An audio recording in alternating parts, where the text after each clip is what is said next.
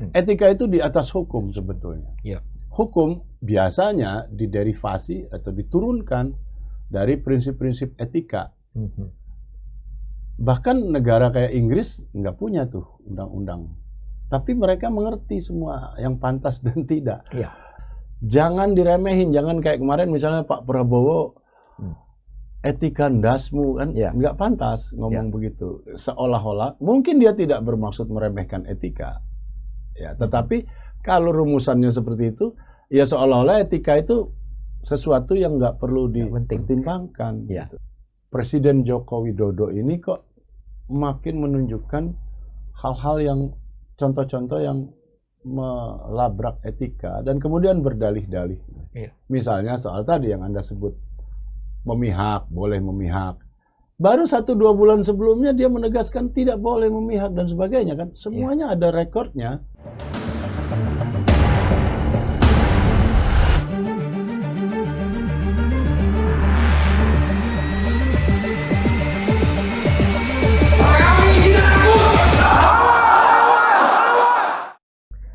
Assalamualaikum warahmatullahi wabarakatuh. Sahabat pejuang perubahan. Kali ini kita kedatangan tamu, orang yang saya secara pribadi mengundang beliau beberapa kali untuk hadir di podcast. Belum sempat. Baru kali ini beliau menyempatkan hadir di perbincangan ini. Beliau seorang yang sangat saya kagumi dan Anda saya pikir juga banyak mengagumi beliau. Namanya Bang Hamid Basaib. Apa kabar Bang? Baik. Baik sekali, saya senang sekali ada di studio yang nyaman ini. Oh iya. Kecil tapi bagus. Sangat bagus. Oke. Bang Hamid ini penulis. Kita ngerti tulisannya sejak awal. Dan tulisannya paling bestseller adalah obituari yang hampir rajin dilakukan oleh Bang Hamid ketika ada seorang tokoh, ilmuwan, politisi, bahkan bintang film yang meninggal. Tulisan obituarinya begitu luar biasa. Dan Bang Hamid juga beberapa waktu yang lalu menulis tentang membongkar pemikiran Ganjar Pranowo. Ya. Itu sudah diterjemahkan ke bahasa Inggris tuh. Diterbitkan oleh penerbit Amerika. Wow, sudah berapa ratus ribu itu Bang? Wah, itu rahasia perusahaan. Rahasia Inggrisnya judulnya Unloading Ganjar's Mind. Oke. Jadi lumayan lah. Oke, tapi kita tidak akan membahas soal Ganjar. Kita bicara sesuatu yang lebih di atas itu, Bang. Boleh? Ya Bang Hamid, itu apapun boleh. Bang, nampaknya dalam perpolitikan Indonesia soal etika itu baru kali ini muncul dalam diskusi publik yang demikian intens, Bang. Ya, dimulai dari debat presiden beberapa waktu yang lalu, ya, kemudian sempat ditanggapi di luar dengan agak satir dan sebagainya, sehingga terakhir di debat-debat itu masalah etik dalam dunia politik itu muncul. Menurut Abang, etika politik itu seperti apa, Bang? Pertama gini ya, secara umum etika itu penting sekali. Dialah yang mendasari seluruh aspek kehidupan sebetulnya. Gini, masyarakat manusia itu kan pembedanya dari hewan lain, ya. Kita juga hewan dari satu segi. Kalau Anda belajar biologi ya kita ini masuk animal kingdom, ya. Nah, tapi satu-satunya pembeda itu adalah justru persis di situ, gitu ya. Tentu selain brain ya, selain consciousness, kesadaran, etika, karena itu dibangun oleh kebudayaan dan hanya manusia yang punya kebudayaan. Ya, karena itu etika itu penting sekali, dia mendasari seluruh aspek kehidupan dan sebaiknya memang dia terus penetratif ya. Mengatur secara tidak terlihat serba hubungan manusia di bidang bisnis, di bidang politik sudah pasti ya, di bidang family, kekeluargaan. Anda bayangkan kalau nggak pakai etika, gitu ya. Nah, jadi Ini etika umum dulu nih, Ya. penting. Nah, ini nanti etikanya di bidang politik ada juga, pastikan turunannya semua. Di bidang bisnis, misalnya kalau Anda janji mau bayar utang sekian, ya bayar gitu kan. Lalu nggak boleh mengubah spesifikasi produk dan sebagainya, itu sebagian dari etika itu diturunkan atau dirumuskan menjadi hukum atau undang-undang. Ya, tetapi kehidupan ini terlalu kompleks sehingga tidak semua prinsip-prinsip etika itu bisa di-capture, bisa ditangkap dan dirumuskan sebagai hukum. Dia menjadi semacam hukum tak tertulis, tapi itu dirasakan. Ya kan? Sama semua orang dirasakan bahwa itu ada. Misalnya saja, Anda harus menghormati, ya, menurut adat kita dan adat di banyak bagian dunia, Anda harus hormati orang yang lebih tua misalnya, ya. Apakah ada hukumnya itu? Nggak ada. Nggak ada undang-undangnya. Tapi kalau Anda langgar itu, semua orang akan mencerca Anda, akan menganggap Anda tidak pantas. Itu contohnya. Itu menarik ya. Orang tidak bisa bersembunyi di balik teks-teks hukum, ya Bang. Dan karena di situ masih ada batasan etika tadi ya. Gitu kan. Memang betul sebagian etik itu diturunkan ke hukum. Ya, tapi tidak bisa semua. Tidak bisa semua, gitu kan. Dan ada batasan-batasan etik. Tapi walaupun tidak bisa semua, dia hidup. Ya. Itu yang penting. Ya. Hidup di dalam kehidupan keseharian masyarakat kita. Dirasakan oleh semua orang gitu, dirasakan oleh manusia sebagai kolektivitas. Ya. Makanya misalnya di negeri kita ada hukum adat. Yang dimaksud hukum adat kan bukan hukum undang-undang, tapi etika sebetulnya. Etika yang hidup di masyarakat pendukung adat tersebut. Gitu. Ketika etika itu, misalkan kita masuk ke wilayah politik, ya. Kita masuk di wilayah politik, tentu saja etika politik itu kan demikian banyak, gitu ya. Mungkin sebagian di bidang-bidang tertentu muncul code of conduct, misalkan gitu ya. Meskipun itu juga belum bisa mewadahi seluruh etika, gitu ya, di situ ya. Dan ini kan seperti yang Abang tadi katakan, penilaiannya nanti pada publik, gitu kan. Apakah orang itu melanggar etik atau tidak, penilaiannya pada publik. Gitu kan. Nah, dalam konteks ini Bang, bagaimana Abang melihat perilaku politik yang saat ini sedang muncul di Indonesia, yang kalau itu dikaitkan dengan etika, Bang? Ya, itu yang kita lihat sebagai krisis ya. Bisa dibilang itu mungkin berlebihan, kelihatannya serem banget, tapi mungkin juga bisa dikenai status gitu ya, sebagai krisis gitu. Karena memang menggejala luas, bukan hanya karena kasus kemarin misalnya debat pilpres atau debat wapres, ya. Bukan hanya itu. Jauh sebelumnya ada isu-isu etis gitu ya, yang terus berlangsung di tengah masyarakat kita. Ya. Memang yang menonjol atau puncak-puncaknya kayak gitu. Termasuk Anda lupa menyebut bahwa proses di Mahkamah Konstitusi, itu juga soal etika yang luar biasa, bahkan hukum. Nah, saya mau jelaskan dulu ya hubungan etika dan hukum. Etika itu di atas hukum sebetulnya. Hukum biasanya diderivasi atau diturunkan dari prinsip-prinsip etika. Bahkan negara kayak Inggris nggak punya tuh undang-undang, tapi mereka mengerti semua yang pantas dan tidak.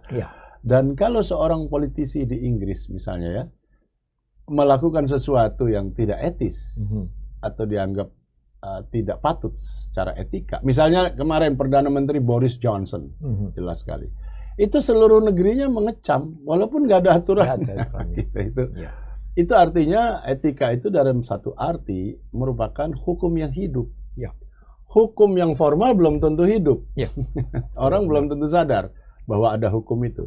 Tapi etika biasanya dia lebih hidup, walaupun tidak dirumuskan sebagai undang-undang tertulis. Nah, kembali ke soal krisis tadi, inilah yang saya melihat sangat kurang dihargai atau sangat kurang diapresiasi. ya, soal etika ini. Dan sejak reformasi, sejak 25 tahunan terakhir, ada juga semangat itu, ada juga semangat euforia, legal euforia gitu. Sedikit-dikit orang ini tersinggung dan bawa urusannya ke pengadilan, lapor polisi, LP namanya, laporan polisi. Sekarang hampir tiap minggu Anda ngapain aja kayak mau dilaporin. Ya. Seperti genit hukum gitu. Ada satu kegenitan legal, ya. Kenapa ini terjadi? Mungkin karena tertekan selama 40 tahun. Ya. Kemarin. Jangan lupa ya, masa gelap itu kan 32 tahun di masa Soeharto, tapi sebelumnya 7-8 tahun juga keadaannya mirip gitu ya. Artinya terjadi suasana yang otoritarian. Nah, di situ orang tertekan. Makanya begitu katupnya dibuka, dikit-dikit orang main hukum. Buat apa gitu? Genit-genitan. Nah, itu pun tapi sebetulnya nggak bakal konsisten mereka. Begitu yang urusan A, hukum. Gitu ya. Urusan B, tidak. Jadi memang ada banyak sekali kesalahpahaman atau kekacauan dalam soal ini. Termasuk pemahaman.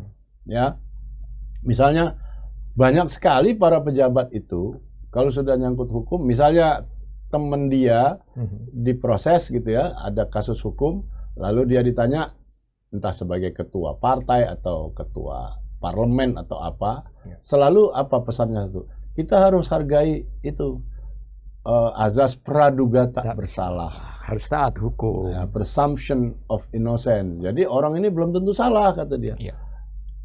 Ini semua pejabat kita yang non hukum ya, saya lihat kok nggak ngerti apa maksudnya itu. Ya. Azas praduga tak bersalah itu. Dalam satu arti, polisi itu atau jaksa itu bekerja justru dengan azas praduga bersalah. Kalau dia nggak pakai azas praduga bersalah, nggak ada yang bisa ditangkap. Iya. Anda lihat kan orang belum diadili udah ditahan duluan. Iya. Itu kan praduga bersalah namanya. Betul. Sebab prinsip atau azas presumption of innocence itu, asas praduga tak bersalah itu bukan di situ diterapkannya. Betul. Tetapi dalam proses persidangan. Artinya itu hakim memastikan atau menjamin bahwa hak-hak terdakwa, walaupun dia terdakwa, hak-hak hukumnya akan dijamin. Ya. Selama diadili, hakim akan mengasumsikan bahwa dia tidak bersalah. Itu maksudnya. Gitu. Tapi kan pejabat kita enak aja ngomongnya, hormati dong azas praduga tak bersalah. Nggak ngerti. Kadang-kadang saya, dan itu kesalahpahaman dan ketidaktahuan itu berlangsung bertahun-tahun. Ya. Dan saya jarang sekali ngedengar ahli hukum yang meluruskan soal ini. Dan banyak Bang, nampaknya tadi yang Abang sebut setelah 40 tahun tertekan, kemudian sekarang orang genit terhadap hukum gitu ya. Sehingga kemudian dibangun nih narasi-narasi yang seolah-olah itu taat hukum. Gitu kan. Itu yang saya maksud. Iya. Yang ngomong itu seolah-olah taat hukum. Jadi padahal itu apa artinya ya? Benar-benar kayak pilih kasih atau apa ya? Ya semacam itulah. Bahwa begitu urusannya menyangkut dia seolah-olah taat hukum. Gitu dia seperti dirugikan gitu atau terkesan dirugikan, dia tampil seolah-olah taat hukum.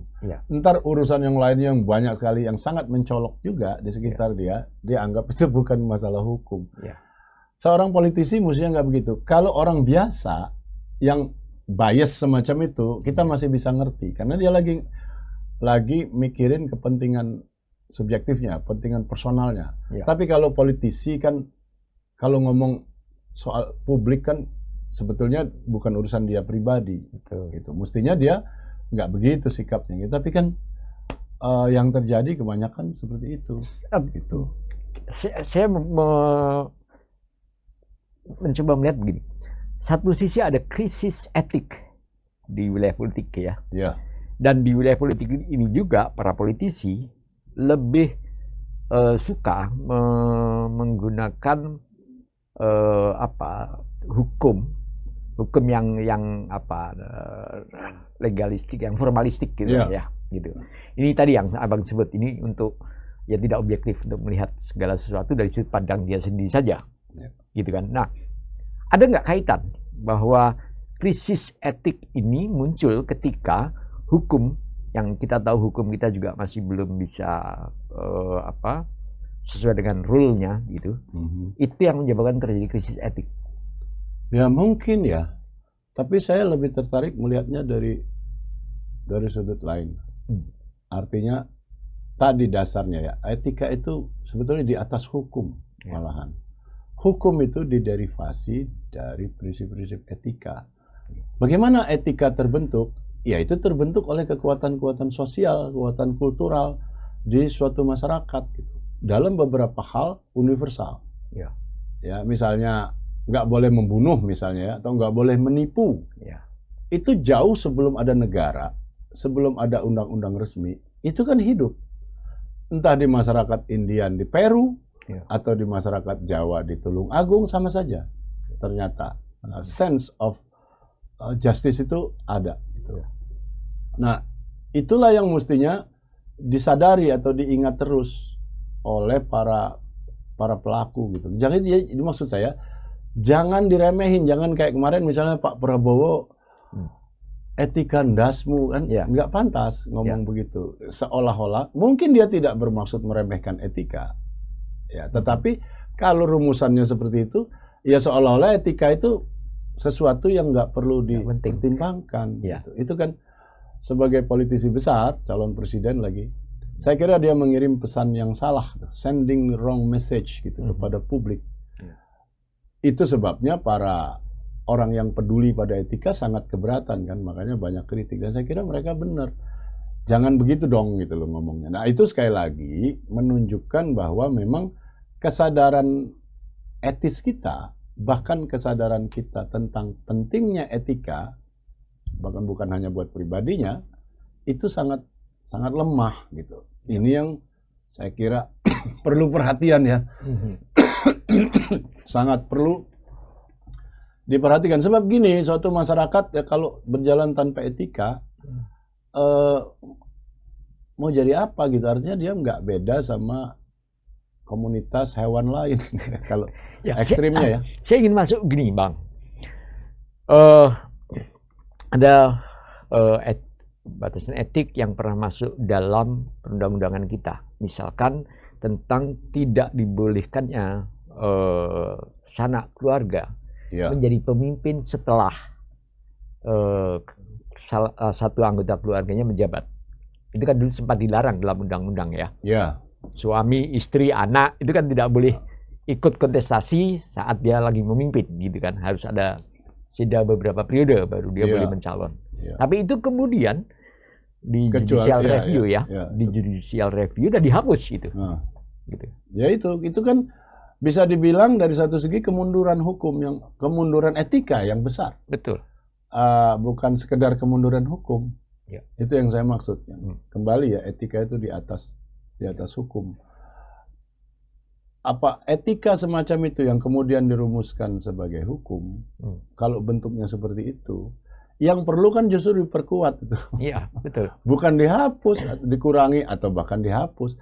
Kalau terjadi penghapusan, berarti komitmen dia terhadap peneguhan prinsip-prinsip etik hancur, hilang. Dan ini yang terjadi kemudian kan, dampaknya kan langsung terasa di semua tingkat. Betul. Ya, di gubernur di mana-mana, lalu anaknya atau ponakannya jadi bupati di satu lingkup kegubernuran dia. Ponakannya yang ini di kabupaten yang ini, adiknya yang ini di kabupaten, semua masih di bawah provinsi dia. Itu terjadi di banyak sekali provinsi kan. Nah sekarang terjadi bahkan di level nasional. Bahkan anaknya bertingkat. Presiden. Jadi di level nasional ini tadi, karena tadi itu dihapus, kemudian kan kita dipertontonkan oleh pelanggaran etik yang sangat bertingkat, dimulai dari pernikahan dengan keluarga presiden. Ketua Mahkamah Konstitusi menikah dengan keluarga presiden. Itu dulu juga sempat dipersoalkan. Dan dampaknya kemudian lahir keputusan MK. Itu. Dan dampaknya kemudian sekarang langsung dilakukan lagi oleh presiden ketika menyatakan presiden boleh berkampanye, boleh berpihak dan sebagainya. Ini kan terus menerus. Itu yang saya maksud. Dan kalau kalau korosi etika itu terjadi di pangkalnya, di pemimpin tertinggi, itu bisa dipastikan 100% dia akan otomatis netes terus ke bawah. Oke. Kalau korosi itu terjadi di pangkal, belum tentu dia melebar atau apakah ke atasnya mungkin. Tapi kalau di atas, ada pepatah Latin yang bilang bahwa ikan itu busuk dari kepalanya. Jadi memang setiap ikan memang kalau Anda perhatikan busuknya dari kepala. Itu ada pepatah Latin yang mengatakan. Dan itu ternyata benar. Lihat, begitu teladan dalam tanda petik diberikan oleh presiden misalnya ya, maka dia cepat sekali itu ke bawah. Kan mudah sekali misalnya pejabat di bawahnya merefer ini. Kalau misalnya dia dianggap tidak etis, dia kan dengan mudah sekali berdalih. Wah, itu Pak Presiden aja begitu. Oh, iya. Kan begitu. Maksud Abang ASN di bawah itu tinggal ngikutin ini aja? Iya dong. Otomatis dong. Ya. Artinya nggak ada yang aneh kalau itu kemudian ditiru. Orang memang teladannya dari puncak begitu. Itulah bahayanya kalau ini kerusakan dimulai dari atas. Nah, dalam hal ini semakin ke sini Presiden Joko Widodo ini kok makin menunjukkan hal-hal yang contoh-contoh yang melabrak etika dan kemudian berdalih-dalih. Misalnya soal tadi yang Anda sebut memihak, boleh memihak.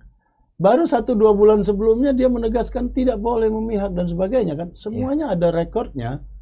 Tapi dalam hanya 1-2 bulan dia bukan hanya dia geser pengertiannya, tapi dibalik total pengertian. Artinya pernyataan sebelumnya itu dihancurkannya sendiri oleh pernyataan yang baru, yang kemudian begitu dipersoalkan nunjukkan pasalnya dengan demonstratif. Masa pasal perlu dibikin besar-besar pakai poster gitu, dan dia kan bersembunyi di balik aturan kan. 299 itu seperti yang kita bilang dari awal ya. Begitu dipersoalkan lalu dengan gampang berdalih pakai hukum formal. Nah, seolah-olah hidup ini hanya dijalankan atau diatur oleh hukum formal belaka. Padahal di luar tadi yang saya bilang, di luar hukum ada yang lebih kokoh dari itu, yaitu sistem etika yang dihayati oleh para pendukung budaya ini. Dan ini terjadi kan. Misalnya soal pemihakan tadi.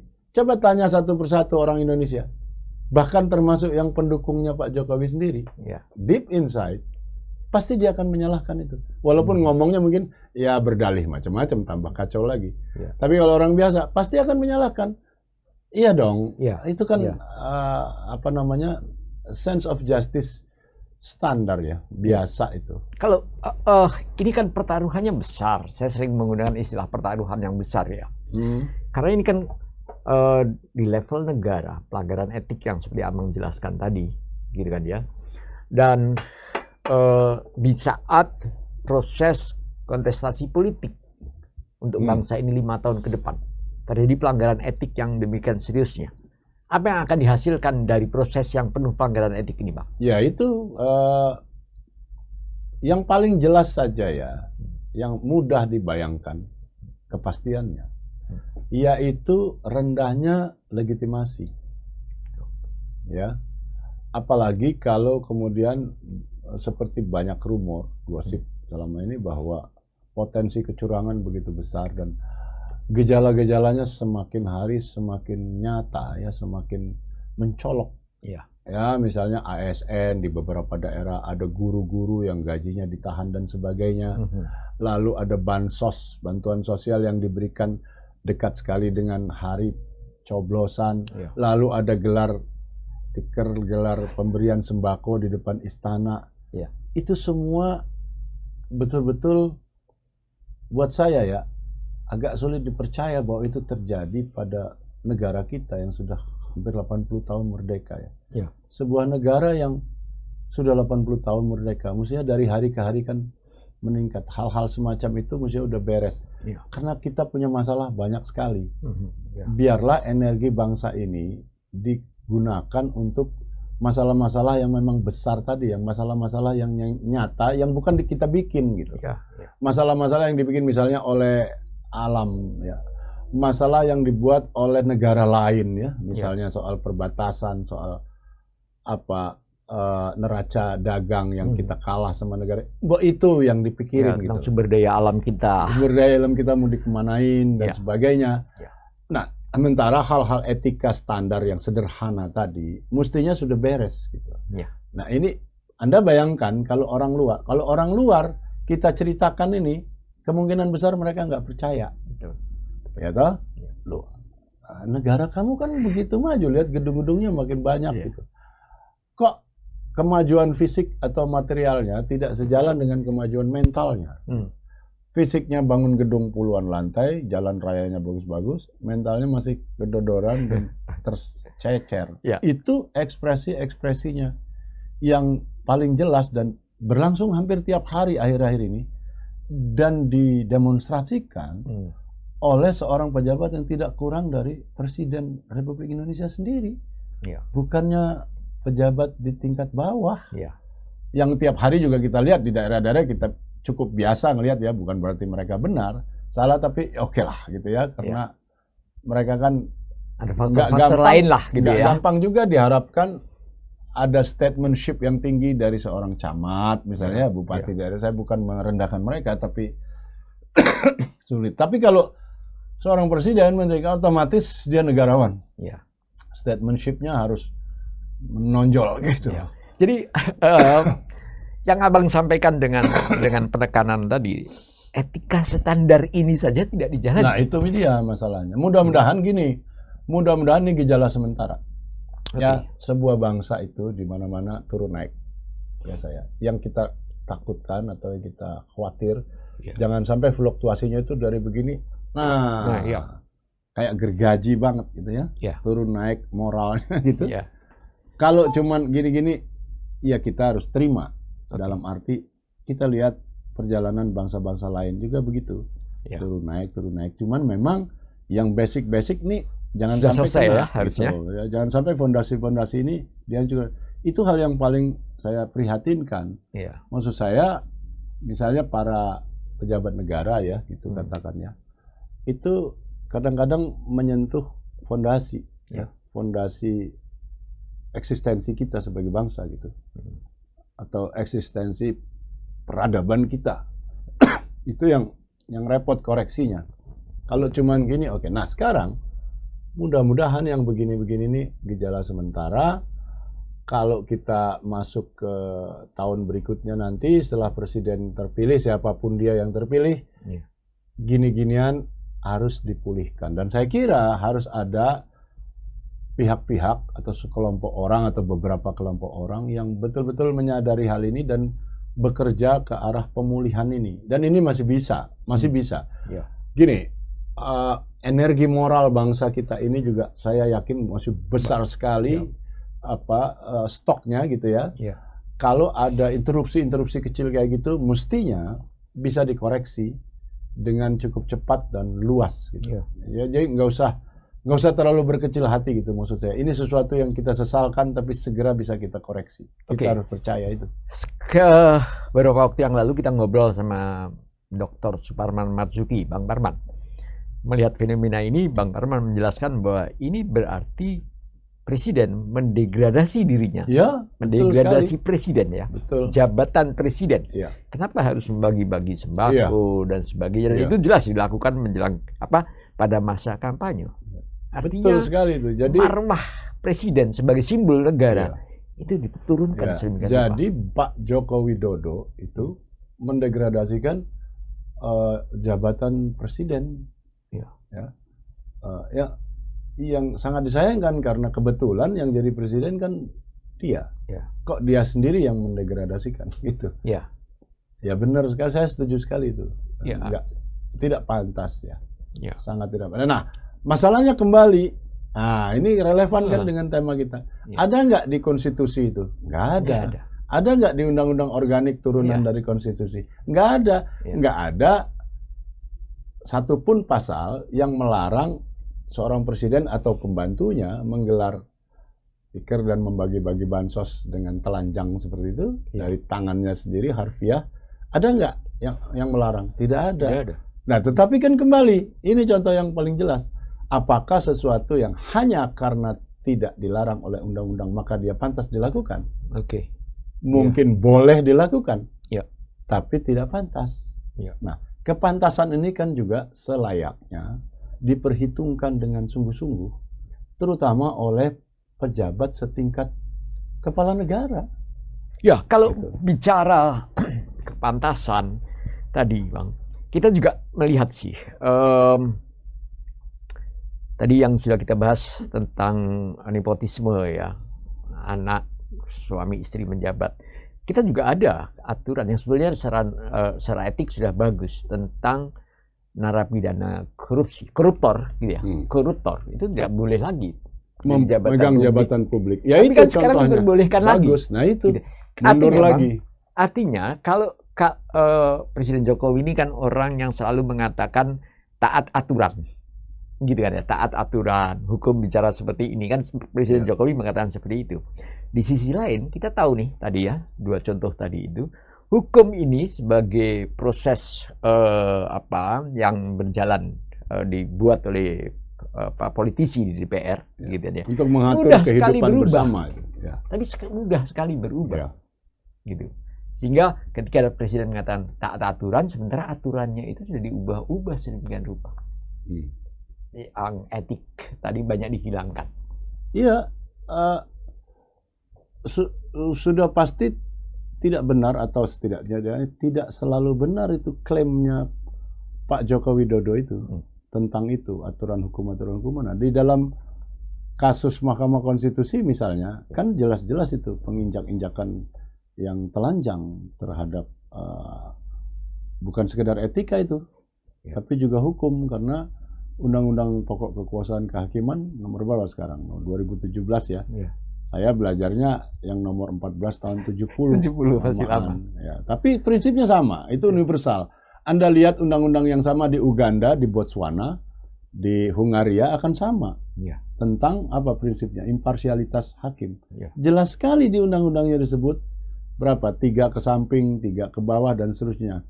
Jadi ipar, keponakan, cucu, kan nggak boleh itu. Betul. Harfiah itu disebut tekstual di dalam undang-undang. Ternyata dijalani oleh adik iparnya yang menjadi ketua Mahkamah Konstitusi. Jadi itu klaimnya tidak bisa dipercaya, palsu. Oke, Bang, nampaknya kita sudah habis waktunya. Ya. Meskipun sebetulnya waktunya bisa kita perpanjang suka-suka kita saja, gitu kan. Artinya bahwa kita tidak bisa membohongi nalar publik dengan berlindung di balik aturan. Aturan formal hukum. Saya lupa ya menyebut, ada beberapa contoh lain yang sekali kita hadapi waktu itu saya sendiri sangat kecil hati. Ini contoh lagi. Misalnya ada di satu daerah di Jawa Tengah, Anda tahu dia menjadi bupati 2 kali selesai, nggak bisa lagi ketiga. Itu sendiri udah kemajuan ya, karena dulu nggak ada batas gitu. Sekarang dibatasi 2. Di Filipina sekali, di Iran sekali. Oke, kita 2 kali. Nah, bupati itu di daerah Jawa Tengah itu, periode berikutnya siapa yang maju untuk bertarung? Istri tua dan istri mudanya. Lagi-lagi, apakah undang-undang membolehkan? Boleh banget. Tapi dari segi kepantasan atau apa? Pantas nggak ada istri tua, istri? Itu problemnya luar biasa. Pertama, poligaminya sendiri jadi masalah. Jadi kadang-kadang kita lihat ini kayak komedial banget ya. Dan itu saya rasa lebih dari satu daerah. Iya, betul. Ya kan? Kalau nggak salah satu di Klaten, satu di mana? Di Kediri apa di mana lah. Ada 2. Lalu kalau soal anaknya, ponakan banyak sekali. Saya kira lebih dari 10 ya. Begini, secara hukum anak juga nggak adil hukumnya kalau melarang, gitu. Kalau betul anaknya memang mumpuni gitu ya, pantas. Tapi kan pada umumnya kan tidak. Jelas sekali pada umumnya. Misalnya yang sekarang juga ini kan, kan tidak pantas. Ada lagi satu anaknya Pak Joko Widodo yang kecil, yang baru 2 hari masuk sebuah partai, langsung dinobatkan jadi ketua umum. Apakah boleh? Secara hukum boleh. ADART partai yang bersangkutan saya duga keras membolehkan. Apakah itu pantas? Nah, tanya aja. Iya. satu persatu orang di seluruh Indonesia ini, Iya. saya jamin jawabannya akan negatif. Ya, terakhir pertanyaan saya, Bang. Tadi Abang menyebutkan dari krisis etik itu akan melahirkan apa? Delegitimasi. Antara lain dampaknya ya. Antara lain ya. Ya. Apa yang Abang maksud tentang delegitimasi tadi, Bang? Ya itu tadi, jadi keabsahannya, Oke. keabsahannya secara etis, keabsahannya secara legal mungkin memenuhi. Oke. Ya, tetapi karena secara etis tidak, maka dia pasti legitimasinya tidak. Yang dimaksud ini terutama legitimasi sosial ya, atau Ya. legitimasi politik, Ya. bukan legitimasi hukum. Ya. Ya, kan sudah pasti tuh. Ya. Saya kira kasusnya beberapa kan sudah terjadi. Ya. Ya, misalnya ada menteri yang tidak pantas, misalnya kan Ya. ternyata menurut hukum dan menurut power politik yang ada dia boleh gitu jalan terus. Ya. Tapi resepsinya di publik kan nggak akan 100%. Ya gini, kalau saya sih orang yang percaya ya bahwa sense atau perasaan-perasaan semacam itu memang benar-benar hidup Ya. gitu di masyarakat. Dan kalau kita belajar hukum sedikit itu masuk teorinya itu, Bung Soleh. Ya. Semua teori hukum pasti menyebut elemen rasa keadilan, Ya. sense of justice itu. Itu kan nggak bisa dirumuskan, Betul. dan nggak bisa masuk ke dalam undang-undang. Ya. Tetapi apakah itu tidak ada? Ada. Dan terus hidup. Hidup Ya. terus. Iya. Misalnya ada koruptor besar misalnya, dan sebenarnya contohnya terlalu banyak. Ya. Koruptor besar di pengadilan tingkat 1 dia kalah misalnya ya. Di pengadilan tingkat 2 kalah, di pengadilan akhir di kasasi di Mahkamah Agung dimenangkan, atau hukumannya dikurangi sangat signifikan. Ya. Dari misalnya 12 tahun jadi 3 tahun saja, Ya. gitu kan. Walaupun ada doktrin yang bilang nggak boleh vonis kurang dari 1/3 tuntutan, tapi ada aja yang melanggar tuh dan Ya. jalan terus gitu. Nah, kembali, apakah hakim boleh secara undang-undang memutuskan, karena suatu keputusan harus diputuskan berdasarkan keyakinan hakim, berdasarkan fakta-fakta yang terbukti di persidangan ya, bukan di luarnya. Ya. Atas dasar itu seorang ibu yang ketok palu saja. Oh ini korupsinya 200 miliar, ya 2 tahun. Boleh nggak? Boleh hakim memutuskan itu. Ya. Tapi apakah publik akan melihat itu adil? Pasti tidak. Ya. Nah, jadi sebagai kesimpulan atau umumnya ya, dari obrolan kita ini, saya berharap betul bahwa yang disebut etika itu juga dalam politik, itu hendaknya benar-benar dipedulikan atau dihormati betul-betul oleh para pemain, para politisi yang kebetulan ada. Ada tambahan terakhir lagi, begini, kalau Anda lihat politisi-politisi tua, ya yang sudah pensiun gitu, ya, atau pejabat yang udah pensiun lama, waktu dia menjabat itu dia tidak pedulikan itu. Begitu dia pensiun, itu retoriknya pasti ngarah ke situ bahwa ini tidak pantas. Ketika Tuhan dia baru ngerasa. Artinya sebetulnya rasa itu nggak pernah mati. Cuman waktu dia menjabat disupres begitu rupa. Sehingga mungkin bawa penyakit buat dia. Oke Gitu ya. Oke Bang, terima kasih. Kawan-kawan pejuang perubahan. Bagaimanapun etik itu tetap jadi sendi-sendi penting dalam baik kehidupan pribadi, kehidupan sosial, apalagi dalam kehidupan bernegara. Dan ketika terjadi pelanggaran etik, dan apalagi ini dilakukan terus-menerus secara masif bahkan oleh orang-orang yang seharusnya menjadi teladan, maka seperti kata Bang Hamid tadi, akan terjadi delegitimasi. Dan delegitimasi yang paling kita khawatirkan adalah delegitimasi politik, delegitimasi sosial, sehingga sangat mungkin terjadi pembangkangan sipil dan sebagainya, gitu Bang ya. Oke, terima kasih Bang Hamid. Sama-sama. Terima kasih. Assalamualaikum warahmatullahi wabarakatuh.